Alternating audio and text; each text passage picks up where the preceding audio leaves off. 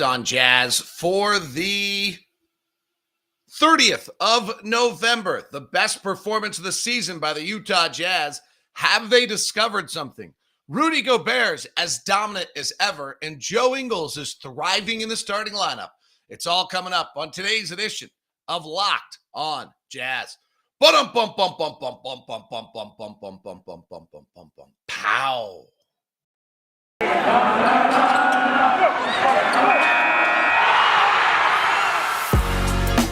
You are Locked On Jazz, your daily podcast on the Utah Jazz. Part of the Locked On Podcast Network, your team every day. Hi, I'm David Locke, radio voice of the Utah Jazz, Jazz NBA insider. This is Locked On Jazz, your daily podcast on the Utah Jazz, giving you insight, expertise, geeky numbers, and hopefully making it way better to be a Jazz fan each and every day. Thanks so much for making Locked On Jazz your first listen every single day. We are free and available on all platforms. Hit subscribe, follow, whatever it is. If you're on YouTube, hit the little bell to get notified whenever we pop an episode up. If otherwise, follow and subscribe on all of the other platforms. Thanks so much for tuning in to our daily podcast on the Utah Jazz, Locked On Jazz. They were as good last night as they have been all year. That was great. In fact, the last two games have been terrific, and we've got a bunch of things to talk about. Rudy's out of this world, starting last and better, ball is pinged. So the most optimistic point of view of what has happened here is that they hit their nadir. They played 3 games not very well, and they realized that if they play that way, they can lose to anyone. And they've come out of it and started playing the game much more together, much more ball movement. And it's the natural progression of a season and what they all needed to do. That we kind of knew the whole time. We have a bunch of good guys. We have a bunch of guys that want to win. We have a bunch of guys that care about each other. And that's what they have to have. Okay, that's the optimistic point of view. The glass half empty point of view would be a little bit that they just torched 2 of the worst defensive teams in the league. New Orleans is 27th. Portland is 29th. Portland's defense last night was miserable. They actually played Memphis the other night, who's 30th. I mean, we've actually had this kind of crazy run of horrendous defensive teams. Sacramento's 25th. Toronto's 26th. New Orleans, 2 games, 27th. Portland's 29th. Their scheme is ridiculous. And Memphis is 30th. So there's a little bit of the last 2 games, to me, we're also playing teams that are not up to being able to handle us if we play right. It's actually just makes some of the games in which we've played more disturbing, because there's just no reason why we shouldn't be really, frankly, doing the same thing to Memphis this year. New Orleans is playing way better. I think they've won 4 of 7 now. They're kind of without Brandon Ingram and without some of their other guys. I think there's a little bit that they're a little bit misleading. Portland came in last night with the unique defensive composition of allowing the most amount of shots at the rim and also allowing, they're 25th in the league at allowing shots at the rim. Last night, we didn't get a lot. We just dunked. And then 27th in the league at allowing corner threes. They're the only defense other than the New York Knicks and the Minnesota Timberwolves who are in the bottom 10 of each of those categories. I think the Houston Rockets were for a while. Like, you really can't be allowing shots at the rim and allowing corner threes. Like, that's not great. And what the Jazz did last night by playing right is completely exploited that. Like, our shot chart last night is silly. The final numbers, according to Cleaning the Glass, is we took 15 corner threes last night. We only had 15 rim shots, 13 of 15 at the rim for 87% will work for you.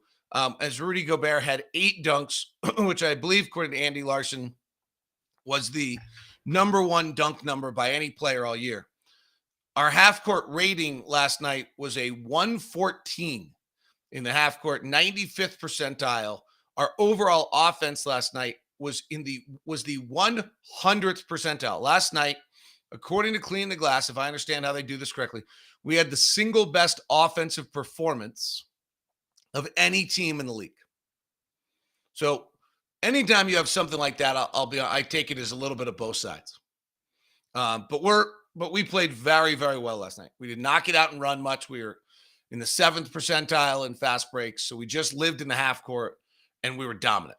Absolutely dominant. Ball movement, got it to where we wanted, dealt with their over-rotating defense, understood it. We have such continuity. When we're not selfish in that circumstance, we crush people. And that's exactly what happened last night. They were over-rotating. They were bringing two to the ball handler. They have to cover so much for Dame and CJ as bad defensive players that they over-rotated, tried to be aggressive on the ball, have to bring then another small guy in to deal with the rotation. It's a lot of their defensive pitfalls are a lot of things you've heard us talk about, but they just don't have Rudy. Right? And so, CJ and Dame are too short. If you send two guys the ball and you bring Anthony Simons or Nazar Little or somebody else over from the other side, they're too short to deal with Rudy rolling.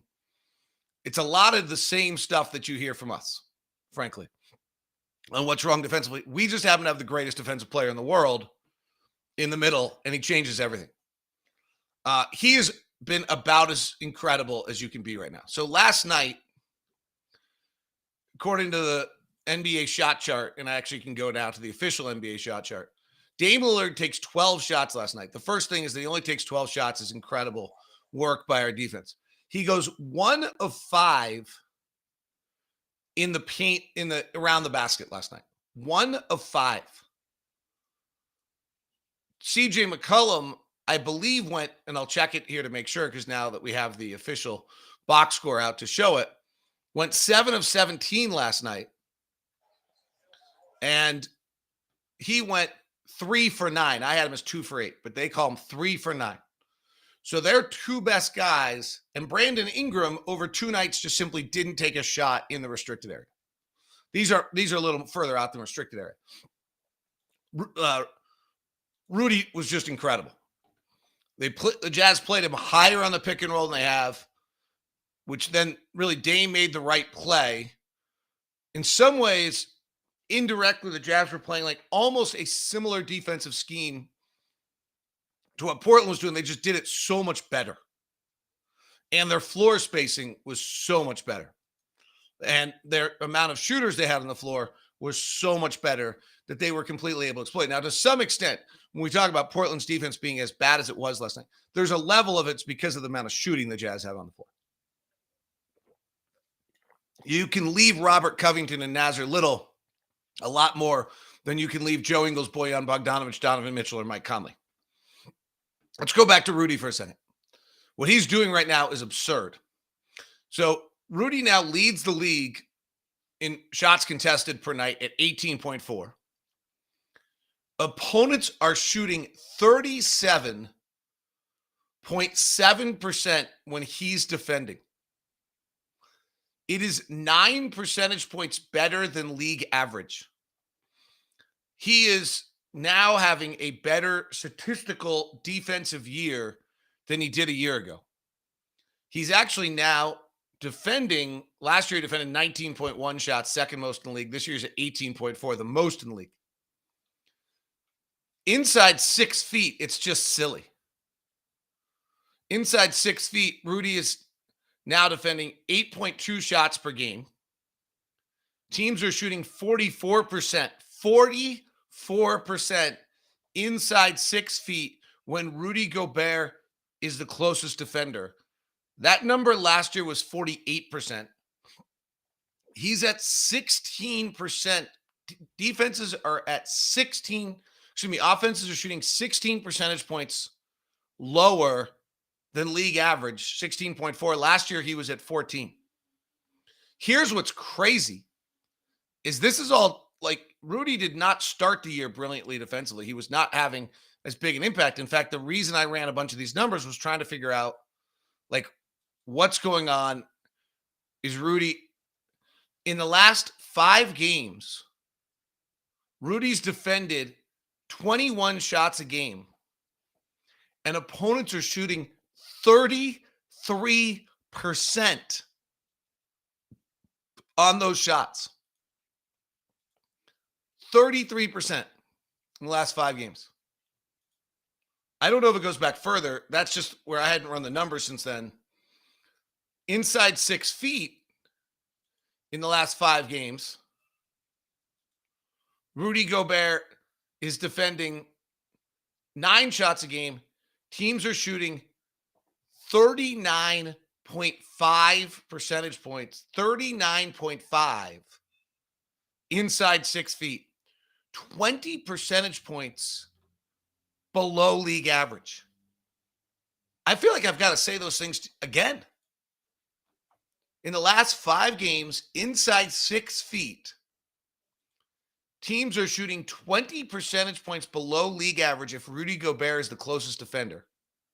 And overall, for this last 5 games, when Rudy Gobert, first of all, Rudy Gobert in the last 5 games is defending 21 shots a game. Most of anyone in the league has played more than 2 games. Teams are shooting 33%, which is 14 percentage points below what those average quality of those shots are. The only other player in the top 50 who's defending at that level actually is Bobby Portis in Milwaukee and Robin Lopez in Orlando. Boy, I'd love him. Rudy's just on another planet.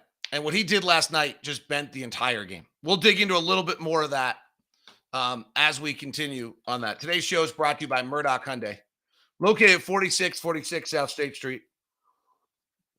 Also located in Logan and in Linden. Blake Murdoch's just a great dude. Brent Barry, good friend of mine, works with the Spurs now, former NBA player. Just got a place out here in Park City. Yesterday, just drops me a note and says, hey, do you have any car connections? And I was like, yep, here you go. Blake just takes care of them. Like they're already, took care of them in like literally 10 minutes. It's just such a cool thing. So appreciative of that. The Murdochs have been in Utah for 80 years. They're vowed that they will not increase MSRP in any way, shape, or form during the car shortage that's going on right now. So you don't have to worry about being gouged. The second thing is Hyundai's begun to get cars in. So if it's right now is the perfect time if you're going to trade in a car and get a new one. Here's the latest of what I have for you on cars that are coming in, because there's finally some real incoming flux. This was as of about 2 weeks ago, 11 days. There were 11 Elantras incoming and 5 available, 8 Sonatas and 3 available. I'm driving the Sonata right now. It's beautiful. On the SUV, there's a bunch of Tucsons coming in and available, even some Tucson hybrids. Ton of Santa Fe's coming in, about 36 of them, 21 currently available. And Palisades, 20 of them incoming, but only 2 available. So you got to jump on all of those items right now over at Murdoch Hyundai, located at 4646 South State Street, also located in Linden and in Logan. Today's show is also brought to you by Truebill. This is a pretty interesting concept. So they'll tell you that their primary value is that they're here to help you identify and stop paying for subscriptions you don't need, want, or simply forgot about. The average person saves up to $720 with Truebill. Because companies make subscriptions hard to cancel, Truebill makes it incredibly simple. Just link your accounts and Truebill will cancel all your unwanted subscriptions in one tap. And your Truebill concierge is there for you when you need them to cancel unwanted subscriptions so you don't have to. They've saved over $100 million for 2 million users. Don't fall for the subscription scam. Start canceling today at truebill.com/LockedOnNBA. It also just does a great job of coordinating all your accounts, when your bills are due, things of that nature. I'm using it right now and I'm very impressed. Right now, truebill.com/LockedOnNBA. It could save thousands a year. Truebill.com/LockedOnNBA. Let's run through we always kind of run through the quick box score last night. And then I want to address the question of whether or not Joe Ingles should be starting. But it's always kind of fun to just kind of see the impact of our game last night. So last night was interesting because we couldn't get the offense going in the first quarter. If you were listening to the radio broadcast, And even I think I tweeted it out. It was like abundantly clear that the Jazz were going to figure it out, that they had figured it out. They just hadn't made the shots to go with it yet. But we had the under 100 defensive rating in the first quarter. The defensive rating with Rudy Gobert on the floor in the first quarter was a 46.7. A 46.7. How about that? For the team, it was an 87.2, 87.5. Our offense was only a 92. And then in the second quarter, our offense ignites. We have a 133 offensive rating, which is incredible. Our defensive rating was a 113. Our bench unit, actually, of Clarkson, Gay, and Forrest defended really, really well. Trent Forrest played 6 minutes, got extended run last night, did a really nice job in that first half. Defensive rating with Rudy on the floor was a 107. And the offense exploded. In the third quarter, it was just a complete offensive battle on both sides.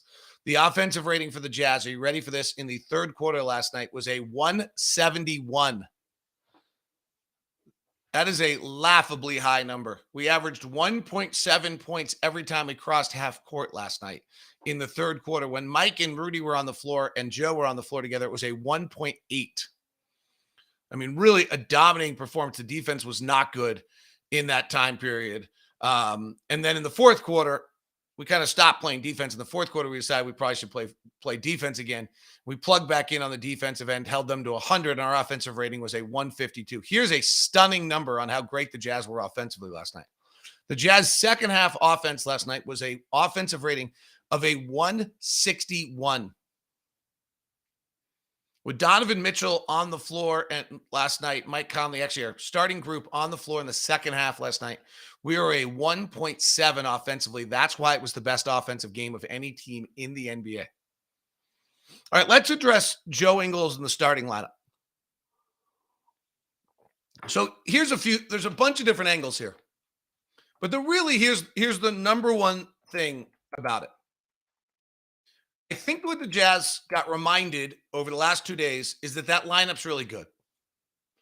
And it's a lineup that they had gotten away from a little bit.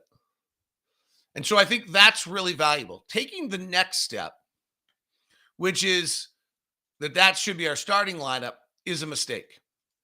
Because Joe Ingles, Bojan Bogdanovic, Mike Conley are all in their 30s. And if you start that lineup, last night Mike Conley's guarding Dame Lillard. The night before Joe Ingles is guarding Brandon Ingram. You'll wear them out. It's really not an option for that to be a starting lineup and go through an 82-game schedule guarding the primary guy every single night. It'll wear them out. You'll never get anything out of Joe. Is it a lineup that we can use more than maybe we have? That's a legitimate. So they had not played together all year going into this stretch.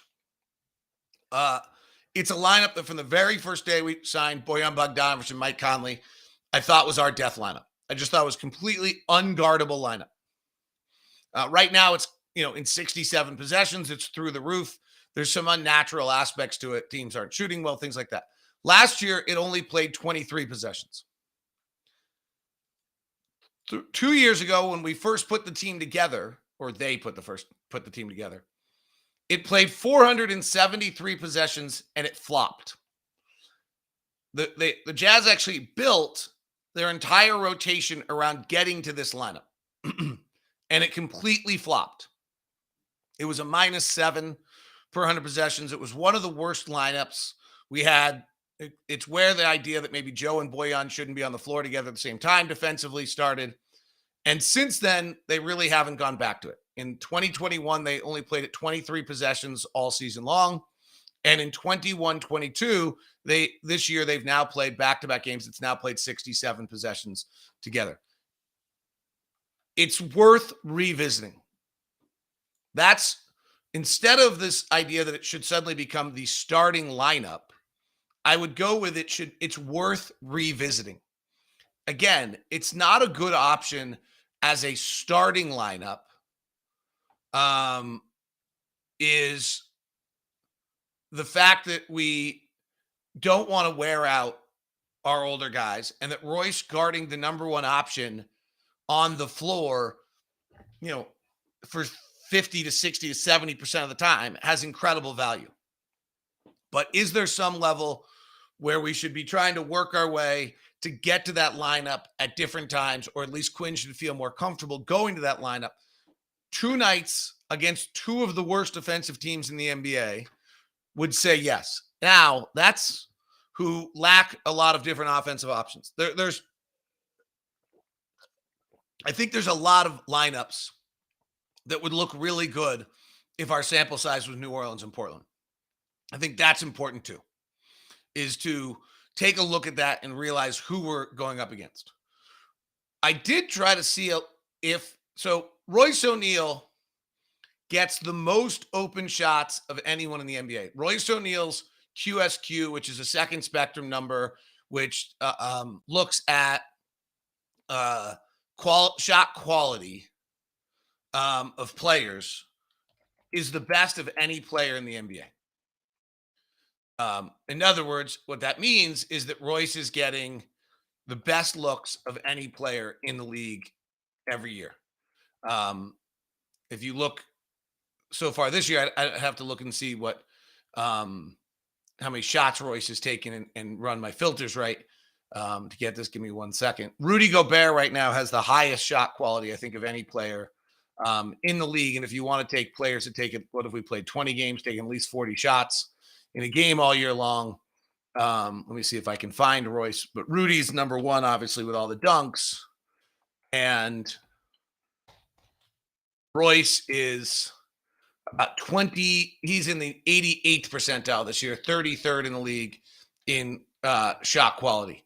Now, if you go and change this and say, okay, well, I only want to know shot quality on threes, then you're going to end up with Rudy.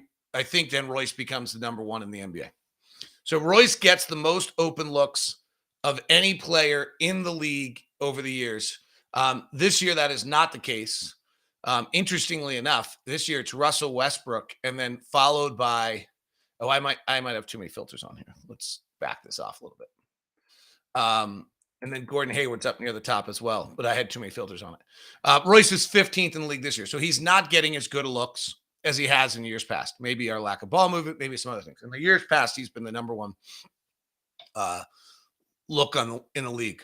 Russell is up there now because everyone's letting him shoot and giving him wide open looks. So I decided to take a second based on that and see whether or not Joe got better shot quality tonight than he did in the last few nights than he did in other games. And I was really surprised at what I saw. And that is the opposite. Joe had much better games. And so maybe he's more involved and he's more engaged and he makes a bunch more plays and he does some things like that.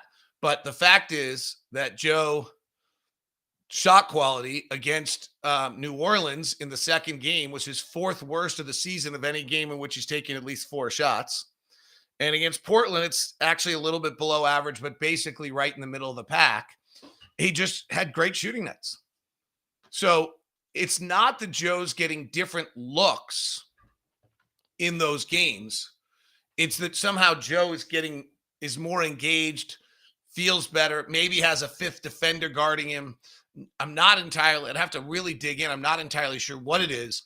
But in that sense, there isn't actually any data that backs up that Joe's looks are dramatically different. But he certainly played. I mean, he averaged 15 points, 4 rebounds, 4 assists, shot 64% and 61% from 3. I do think who he played matters a great deal in that. And so I think that's, I wouldn't want to get too carried away with it. But it's worth noting. But the bigger picture is, to me, that what we saw was that lineup that we saw is worth getting out there. That lineup is worth having out on the floor. And it's a lineup that we've gone away from because it flopped 2 years ago to see whether or not it might be more valuable coming up. We'll take some of your questions and address some of the other final things out there. We usually do power rankings on Tuesday, but since we're not going to have a ton of content with no games tomorrow, I think we'll do it on Wednesday. Phoenix has won like 16 in a row. I thought it'd be interesting to go see if betonline.ag has moved them past the Lakers as well. They were just kind of the team that the the odds makers were not buying into at all. So here's the latest NBA futures. Brooklyn's at plus 275.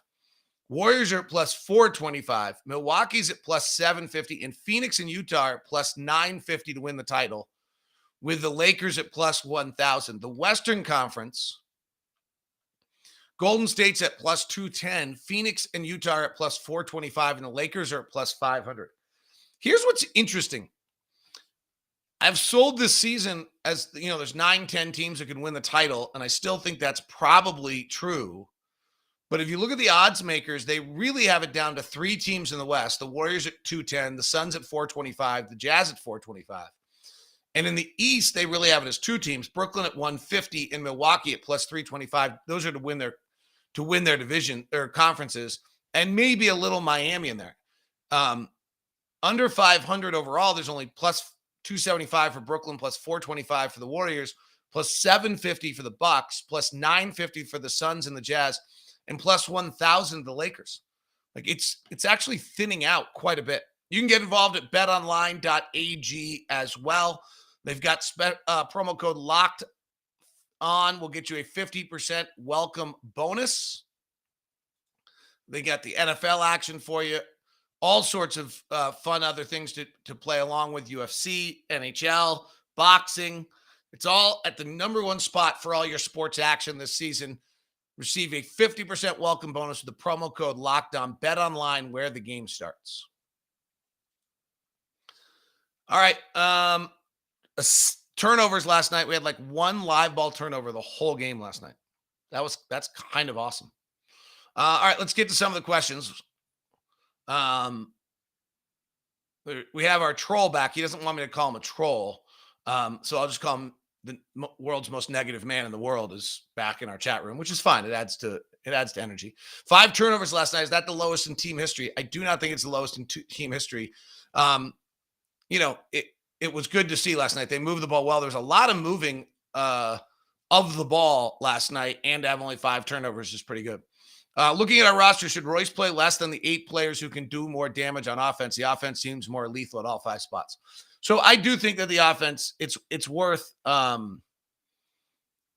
let's concede and admit that the offense, when you have Joe Ingles, Bojan Bogdanovic, Mike Conley, and Donovan Mitchell all on the floor, does run better than when Royce O'Neal's on the floor, because the defensive guys are adjusting 4 or 5. There are a few steps further off Royce clogging the lane. There are a few steps closer to Bojan or Joe, whoever's guarding the set. That's 100% true. And that's why that lineup is worth revisiting. The spacing's just a little better. Teams have to go all the way out. The ball moves. Everyone's a real threat to shoot it. They don't really guard Royce. Royce is the guy that they decide, hey, he shoots 39% from 3, but if someone's going to shoot, we want it to be Royce, so we'll sag off of him, cut off Donovan, cut off the other lanes. They don't have someone to do that with in that lineup. But again, let's not underestimate the value of Royce's 30 minutes guarding the number 1 option every night. Royce's rebounding is incredible. Royce's ball movement is great. His commitment to always doing what the team needs, like, the guy's invaluable. So don't misunderstand the conversation.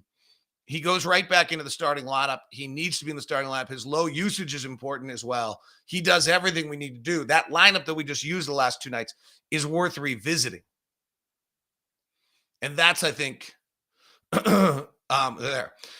The other big picture item, guys, is there's 2 ways to look at this. We've won 6 of 8, or they've won 6 of 8. And the only 2 losses are where weird reviews came into play. And we didn't play great for a little bit, but also Donovan didn't play great. Like, it's hard to win if your best player is shooting below 30%. It's hard to win when Jordan Clarkson was shooting below 30%, but it's really hard to win when Donovan's doing it.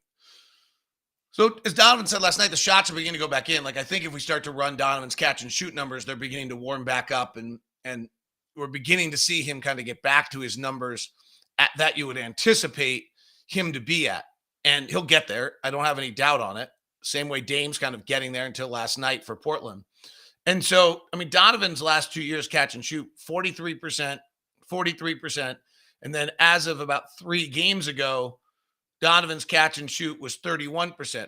His catch and shoot now after the last 2 nights is still there. Wow, he's at 29%. So I hadn't updated it. That number is not going to last.